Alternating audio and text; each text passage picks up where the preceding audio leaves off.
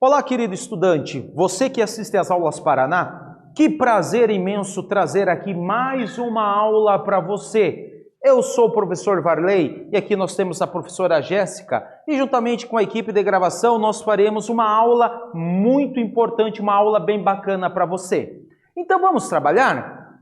Pessoal, olha só, na aula de hoje nós temos vários objetivos, tantos objetivos que eu posso simplificar num único objetivo: fazer com que você compreenda de fato o que é a luz. Fazer com que toda vez que você for acender uma lâmpada, toda vez que você olhar para o sol, fazer com que você compreenda como é que funciona essas fontes de luz. Beleza? Então assim, cara, fica bem atento a essa aula, que é uma aula muito importante para você. Então vamos lá. O que é que você precisa saber para a aula de hoje? Pessoas têm que lembrar de alguns fenômenos relacionados à luz. Lembra o que é reflexão? Lembra o que é refração, interferência, essas coisas? Se você não lembra, eu agora quero falar para você. A luz, ela é uma energia, né? Ela é uma onda que se propaga. Ela é uma onda eletromagnética. E toda vez que ela encontra a matéria, ela interage. Ela pode interagir de três formas. Ela pode bater na matéria e ser absorvida, que é um fenômeno que nós chamamos de absorção. Ela pode bater na matéria e voltar, que é um fenômeno que nós chamamos de reflexão. Ou ainda ela pode bater e entrar na matéria. Isso é o que nós chamamos de refração, que é quando a luz vem do ar, encontra a água na piscina, ela bate na piscina e ela consegue entrar. Beleza? Então são esses os fenômenos. Além do mais, tem um fenômeno chamado de difração. Caro estudante, não esqueça, difratar, entenda, contornar. A difração é a capacidade que uma onda tem em desviar de um obstáculo. Então, a luz ela consegue, de certa forma, fazer isso. Certamente você pode fazer isso na sua casa. Você pega o dedo e coloca no sol. Você não vai projetar uma sombra, porque a luz ela consegue, de alguma maneira, contornar o seu dedo. Quando o objeto é pequeno, ela consegue difratar, ela consegue contornar. Beleza? Então vamos lá? Cara estudante, vamos começar assim a aula de um modo bem simples. O que é luz de fato? O que é luz? Já parou para se perguntar o que é luz? Você já viu, deve ter ouvido falar de algo chamado dualidade da luz. Dualidade remete a dois, né? A luz tem duplo comportamento, tem dois comportamentos. Então, tome um cuidado. A luz, há muito tempo atrás, os filósofos já tentaram descrever o que é luz. Certo? Então, os filósofos já tentaram descrever o que é luz. Mas coube, no entanto, coube a um cara chamado Isaac Newton e a um cara chamado Christian Huygens a formular uma teoria sobre a luz. Newton, ele fez a luz passar por um prisma e ele viu que a luz branca ela consegue se separar nas 7 cores do arco-íris. Isso nós chamamos de dispersão da luz branca. E aí ele formulou a seguinte ideia, que a luz é um feixe de partículas, é um feixe de pacotes de partículas que eles chamaram mais tarde de quantum, tá? E é isso que Newton não teve a vida fácil, né? Essa ideia de ser partícula remete a uma quantidade de energia, pacotes, partículas mesmo. Só que, pessoal, o Newton, galera, ele foi confrontado. Por quê? Porque lembra do fenômeno da difração, em que a luz consegue, de alguma forma, contornar alguns obstáculos? Pois é. Como é que, se a luz é partículas, como é que ela consegue desviar? Então, Newton ele foi confrontado. E na mesma época de Isaac Newton, viveu, pessoal, um cara chamado Christian Huygens, que confrontou Newton. E, pessoal, lembre-se, você já assistiu aulas anteriores, talvez você até já saiba que a luz tem dois comportamentos, tanto de onda quanto de partículas. E eu não vou ficar aqui tentando esconder isso. Já vamos assumir, né? A luz tem dois comportamentos. Só que quando Huygens fala que a luz é uma onda, né? Essas duas ideias ficaram separadamente. Ficaram por muito tempo separadamente. Pessoal, foi o Einstein que, em 1905, ele explica o fenômeno chamado efeito fotoelétrico e ele... o fenômeno do efeito fotoelétrico, só para que você entenda, é o fenômeno que a luz consegue arrancar elétrons de placas condutoras. Então, aquela ideia, se a luz consegue arrancar elétrons, é porque a luz é algo, né? Você consegue arrancar porque a luz chega ali com propriedade. Pessoal, e aí Einstein confirma a teoria corpuscular. Pessoal, assim, tá, mas olha só que interessante. Você lembra que eu falei de um cara chamado Christian Huygens? Pois é, o Huygens, quando ele fala que a luz, ele coloca essa ideia, né, ele formula essa hipótese de que a luz é uma onda eletromagnética. Pessoal, essa vertente ficou separada da de Newton, né? Elas não caminhavam juntas, tá? Então, o que acontece? Assim como Einstein comprova a ideia de Isaac Newton, um cara chamado Maxwell, ele consegue chegar numa equação. E essa equação, ela simplesmente calcula a velocidade de propagação de uma onda eletromagnética. Quando Maxwell pega e joga os dados, a velocidade de uma onda eletromagnética casa exatamente com a velocidade da luz. Ou seja, ele comprova também que a luz é uma onda. Nós sabemos hoje que a luz tem os dois comportamentos, por isso dualidade da luz. Pessoal, vale destacar ainda que a luz, veja, esses fótons, essas partículas que viajam, elas têm uma certa energia. E essa energia é calculado pela seguinte expressão. A energia é a constante de Planck, pessoal. Esse H é a constante de Planck, que vale 6,6 vezes 10 na menos 34 joules vezes segundo. Essa, pessoal, aqui tá joules, pessoal, tá metro quadrado por quilograma por segundo. Mas é mais simples, né? Joule vezes segundo. Tá? Joule vezes segundo é a unidade de medida da constante de Planck. O F é frequência. Perceba que uma luz de maior frequência, já que a constante é uma constante, então quanto maior a frequência, maior a energia. Então perceba que a luz violeta, ela tem mais energia que a luz vermelha, porque ela tem maior frequência. Beleza? Isso é bem importante. Pessoal, lembre-se, para arrancar elétrons de uma placa, você precisa ter uma energia suficiente para vencer a barreira que a placa tenta impor. A placa tenta segurar o elétron. Então não esqueça, eu pego lá uma placa solar, uma placa fotovoltaica de silício. Ela tenta segurar a energia, né? Ela tenta segurar o elétron. Para a luz conseguir tirar esse elétron, ela tem que chegar com determinada energia. Se ela não atingir essa energia, não arranca elétron. Beleza? Isso é bem importante.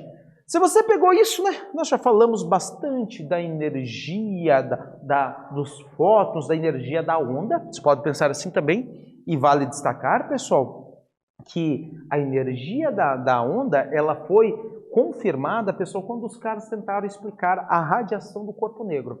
Pesquise, tá? Cara estudante, pesquise, converse com seu professor sobre a radiação do corpo negro. E se você pegou essas ideias, vamos praticar numa questão? Ele fala assim nessa atividade. Analise as afirmações a respeito da luz e suas propriedades. 1. A luz é uma forma de radiação eletromagnética. 2. A luz é uma onda de propagação transversal. 3. A luz propaga-se somente em meios materiais. 4. A luz não pode ser polarizada. Com base em seus conhecimentos, quais são as corretas, pessoal? Quais dessas afirmativas são corretas? Caro estudante, você terá um tempo para resolver e na sequência nós vamos retornar com a solução do exercício.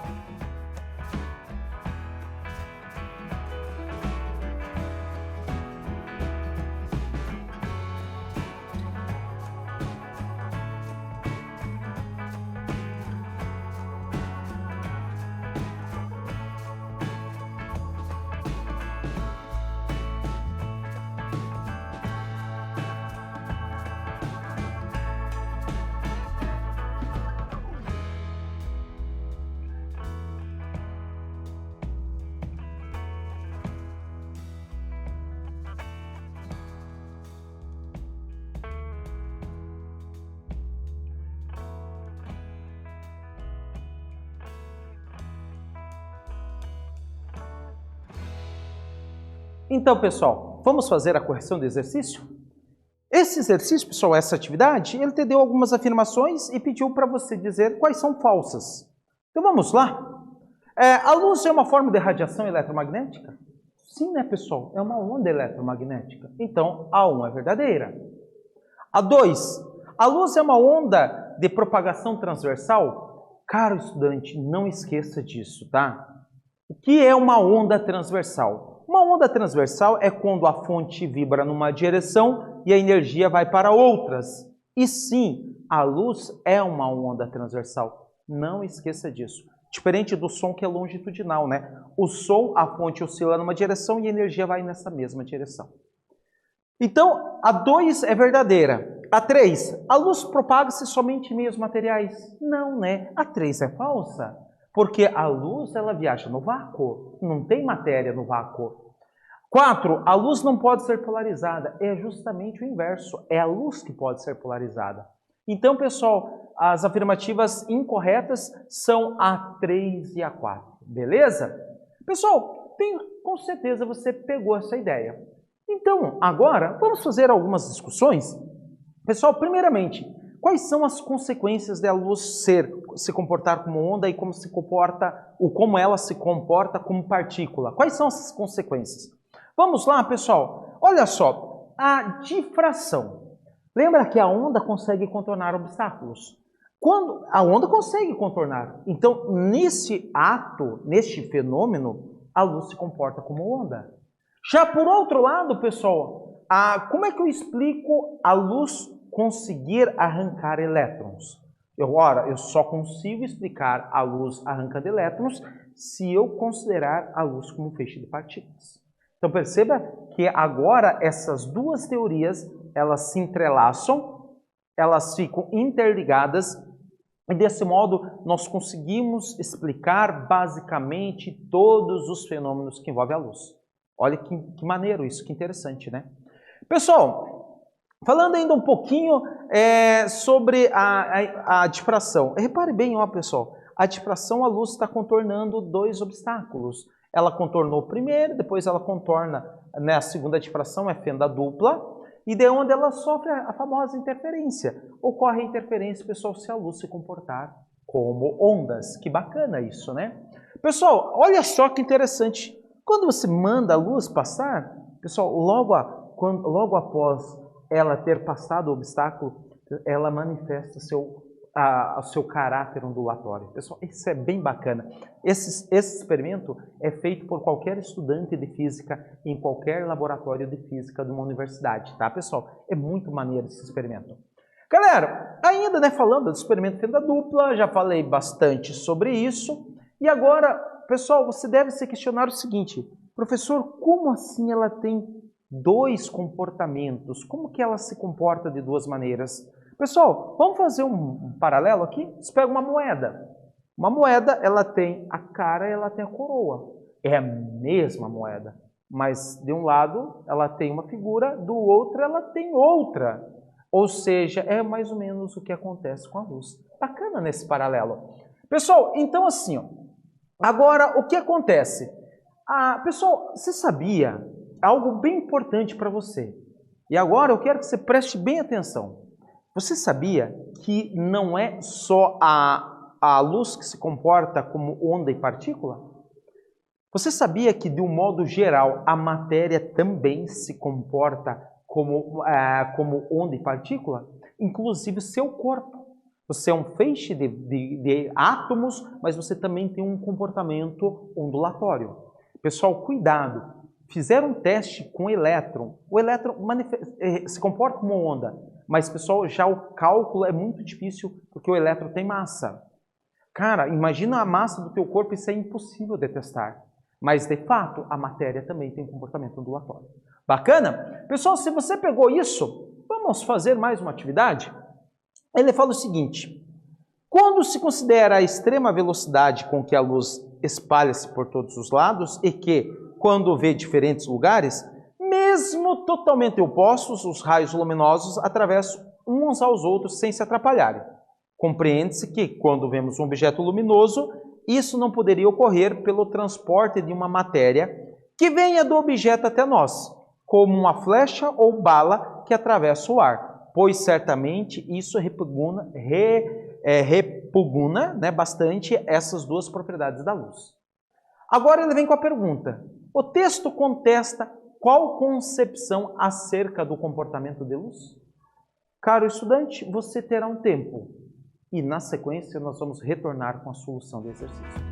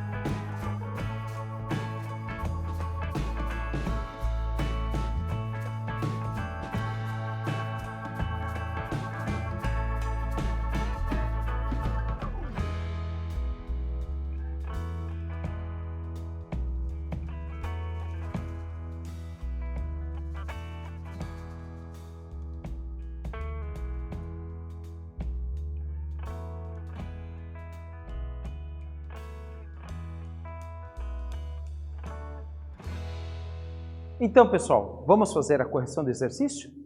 Pessoal, nesse exercício, né, vou voltar aqui ele te deu um texto, explicou sobre a luz, fonte luminosa. Depois ele perguntou para você, em cima desse texto, qual teoria esse texto ele repele? Qual teoria ele se opõe? Pessoal, se você ler o texto com carinho, ele fala que um feixe de luz passa sobre o outro e não acontece nada.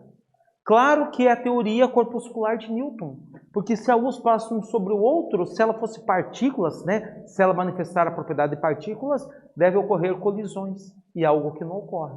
Então, essa teoria ela foi refutada, ela em cima desse texto. Embora ela tenha essa propriedade, pessoal, mas essa teoria ela foi refutada. Pessoal, se você pegou isso, o que nós vimos hoje? Basicamente, caro estudante, hoje nós vimos que a luz tem dois comportamentos. Comportamento ondulatório e comportamento corpuscular. Pessoal, essa foi a nossa aula. Eu espero que vocês tenham gostado. Um forte abraço e até uma outra oportunidade.